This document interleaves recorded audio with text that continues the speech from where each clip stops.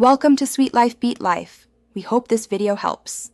In this video, I will explain how to connect a Bluetooth controller to your Nintendo Switch. First, from the home screen, navigate to the controller's menu. Then, select Change Grip/Order to initiate the pairing process. It's crucial to ensure your Bluetooth controller is powered on and ready for pairing, often indicated by a flashing light. This step prepares your Switch to search for new devices, making the connection seamless and quick. Next, put your Bluetooth controller into pairing mode. This usually involves holding down a dedicated sync button for a few seconds until its indicator lights begin to flash rapidly. Your Nintendo Switch will then start searching for available controllers. Once detected, your controller's name or a generic Pro controller will appear on the screen, ready for you to select it and proceed with the connection.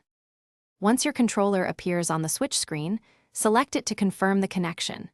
You'll know it's successfully paired when the controller's player indicator light becomes solid, no longer flashing. To ensure everything is working perfectly, take a moment to test the controller's functionality by navigating through the Switch menu.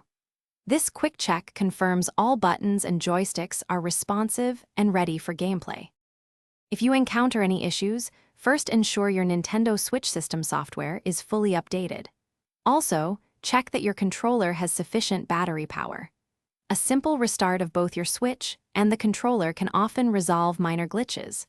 Remember, some third-party controllers might have unique pairing instructions, so always consult their specific manual for the best results.